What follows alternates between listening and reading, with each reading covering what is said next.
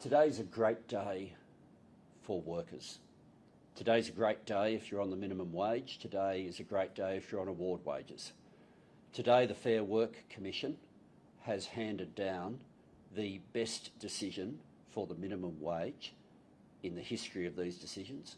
They've handed down the best outcome for award wages in the history of these decisions.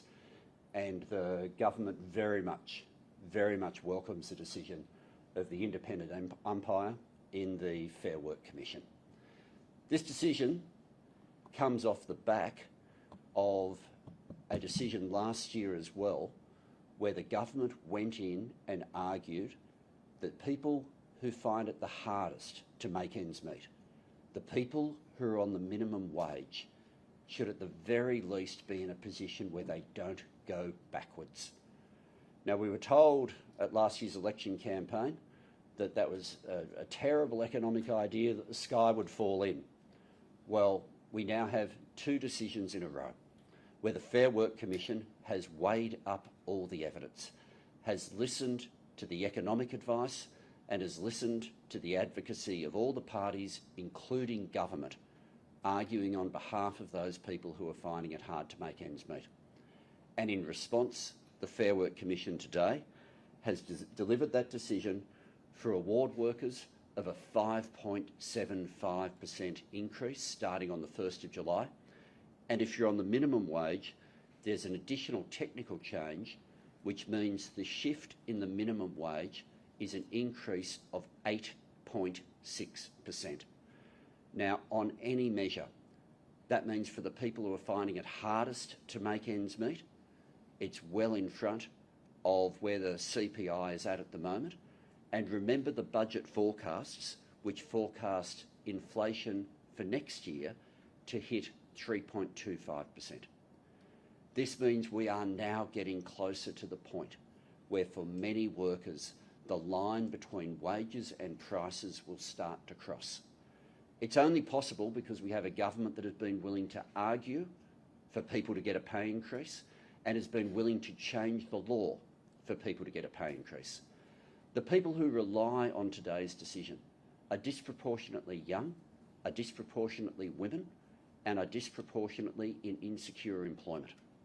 The decision by the Parliament last year, when I introduced the Secure Jobs Better Pay Bill, was to put job security and gender equality at the heart of the decision-making of the Fair Work Commission. That's part of what has made today's decision possible. This makes a huge difference in people's lives. For people who've been watching the bills move around the magnets on the fridge, wondering how they can make ends meet, this is a situation now where from the 1st of July, the difference in the change of government becomes clear in people's bank accounts. The difference in the change of government becomes clear when people get a better capacity to be able to pay their bills than what would have happened if we'd continued to have the settings of the previous government. We had 10 years where low wages were a deliberate design feature of this country. We now have the second decision in a row which reflects a government that has getting wages moving as a deliberate design feature of how we manage the economy. This will make a huge difference, And across the two decisions, last year's decision and this year's decision, the minimum wage is now nearly $3 higher, nearly $3 an hour higher for minimum wage workers. They're the people who needed the most help, and none of that would have happened were it not for there being a change of government. I should also respond briefly to the media release that's been put out by my counterpart, Senator Cash. I know Senator Cash has put out figures today that are wrong. She's a former minister in the portfolio, so I would like to be surprised, but she's claimed the minimum wage has only gone up by 5.75%. That's completely wrong. The figure, as I said, is 8.6%. Details matter in this because the details affect what goes into people's bank accounts. I know in radio they have that thing where you have the 6-second delay between the audience hearing something and someone saying it in case someone says something really weird and that is just wrong. I think they have a dump button in radio. Someone from Senator Cash's office ought to look at getting one of those buttons. To be putting out information that is just plain wrong, that affects the most vulnerable workers in Australia, it's a bit stupid and it's deeply irresponsible. But yeah, we were told that the Secure Jobs Better Pay bill would close down Australia.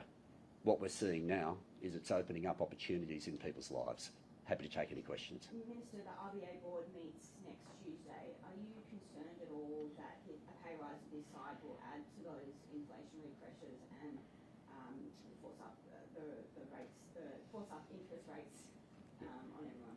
I think the best way of responding to that is the words of the President of the Fair Work Commission, President Hatcher himself today, where he said today's decision would neither cause nor contribute to any sort of a wage price spiral.